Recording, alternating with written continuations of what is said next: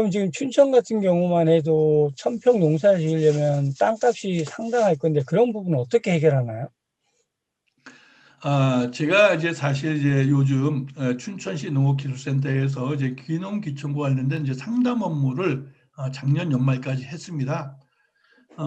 그래서 이제 귀농을 하시겠다는 분들이 이 땅을 산다, 집을 산다 그러면 저는 무조건 말립니다. 무조건. 어, 선생님이 지금 오셔서 이제 땅을 사고 집을 사서 이제 귀농을 하는 거는 굉장히 위험합니다. 우리 같은 이제 베이비 부머 세대들이 지금 발을 한번 잘못 뛰었다가 빼지를 못하니까 굉장히 힘들어하니까 절대 땅도 사지 말고 집도 사지 마라. 다만 농사라는 것을 먼저 배우고 농업에 임하라는 차원에서 일단 가까운 지역에 주거를 하고 주거는 뭐 전월세 괜찮습니다. 전월세 괜찮으니까 농지에서 가까운 지역에 전월세로 주거를 하고 그 다음에 올해 같은 경우 이제 코로나19로 인해서 외국인 근로자가 전혀 못 들어오지 않았습니까? 그래서 시골에 이제 농지에 일을 할 수 있는 사람들이 없었어요.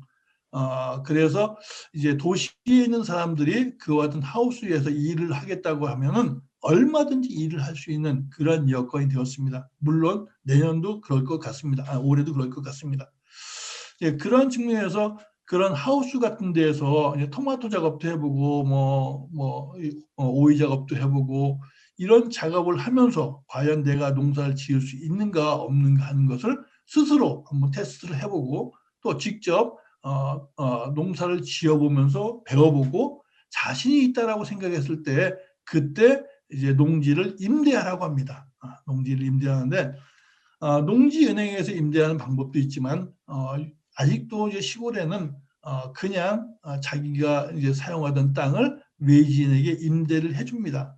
이게 사실 뭐 불법이지만 이 불법적인 이야기를 해서 안 되겠습니다. 그건 그 임대 근데 이제 시골 사람들이 임대를 잘 안 해주려고 하는 것은 무엇을 심더라도 그 직불금이라는 게 있거든요. 농지에 농사를 지으면은 그 땅에서 농사를 지으면 직불금이라는 이 일종의 보상금을 줍니다.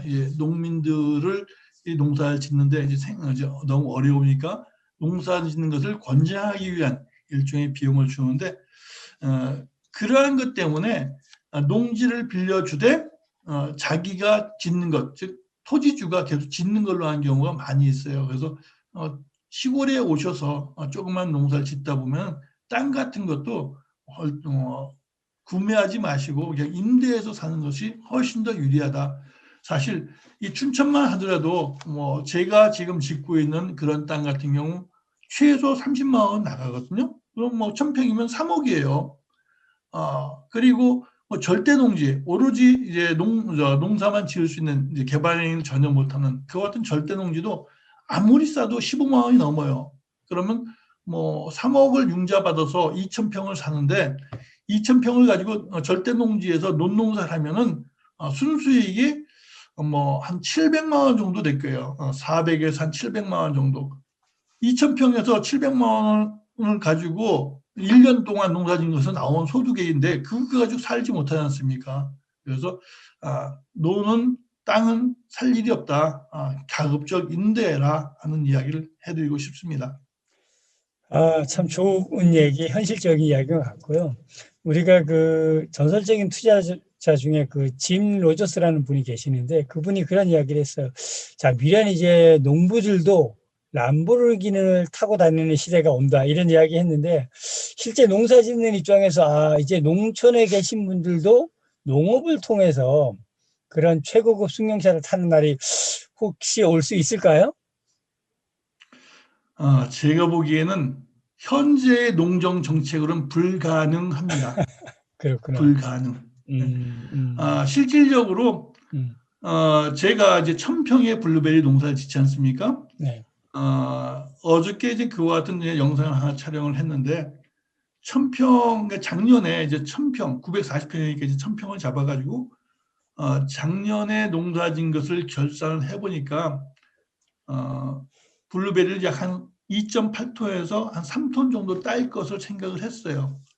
3톤을 따서 25,000원씩 팔면 7,500만 원이고 뭐 2만 원씩 팔면 뭐 6천만 원이에요. 6, 7천만 원 정도면 뭐 충분히 생활할 수 있지 않느냐 이렇게 생각을 하는데 실제 그 내면을 보면은 내가 생각한 것만큼 절대 수확을 못 해요. 내가 계획한 것만큼. 내가 완벽한 조건이 갖춰졌을 때 이제 3톤을 수확하는 건데 작년만 하더라도 54일 또는 57일 이렇게 긴 장마 때문에 계획됐던 뭐 수확량의 30%는 아예 건들지도 못하고 그냥 다 떨어진 거예요. 결국은 뭐 최대 2톤 정도 수확을 한 것 같습니다. 최대 2톤. 그걸 이제 2만 5천 원씩 팔면은 결국 최대 5천만 원의 판매고가 있는 거고, 그럼 이 판매고에서 내가 제 경비를 빼고 나면은 최소한 내수 중에 3천만 원 남아 있어야 되는데 2천만 원 플러스 마이너스예요. 그럼 중간에 3천만 원이 날아간 거예요. 천평에서. 그 날아간 게 어디로 간 거냐 보면 20%가 5천만 원 중에서 20%, 즉 1천만 원 돈이 포장비와 그 다음에 택배비 이걸로 나가고, 그 다음에 인건비, 그리고 이제 제 농장 같은 경우는 완전히 이제 유기 인증을 위한 농장이라서 유기물을 사들이는 거, 그 다음에 그와 관련된 뭐 이제 유박 이런 비용 이런 것 따지면 결국은 그 빛 좋은 개살구라 하나? 뭐 사실 앞으로 남고 뒤로 미치는 그러한 것이 농업인 것 같습니다. 저 같은 경우는 그래도 직거래하는 사람인데도 그런데 직거래하지 않는 사람들은 결국 마이너스라는 얘기죠. 자기 인건비 못 건져요. 그런데 어떻게 뭐 람보르기니를 타겠습니까? 아주 현실적인 말씀을 해주셨고, 참 따지고 보니까 사실 도심에서는 이제 사람들이 뭐 농사 짓는 거 대신 프랜차이즈로 많이 전향을 하고 있는데, 농사를 짓는 분과 프랜차이즈 창업하시는 분, 이 두 가지를 놓고 고민하고 있는 은퇴자가 있다면 어디를 추천해 주고 싶으세요? 저는 그분의 현재 역량에 따라서 달리 생각합니다. 예를 들어서 우리와 같은 베이비 부모라면은 당연히 귀농이죠. 당연히. 최소한 농사를 지으면서 스트레스는 받지 않아요. 스트레스는 자기와 자연 속에서 사는 것이니까 최소한 벌이는 얼마 안 되더라도 스트레스는 받지 않습니다. 제가 이제 친구들한테 이제 듣는 이야기가 저보고 엄청난 부자래요. 엄청난 부자. 야, 내가 왜 부자냐? 야, 너 말이야 집도 있고 말이야, 농장도 있고 말이야, 뭐도 있고. 야, 엄마, 네 아파트 하나 다 팔면 말이야, 내 농장 한 10개는 사. 그러니까 이게 관점의 차이 같아요.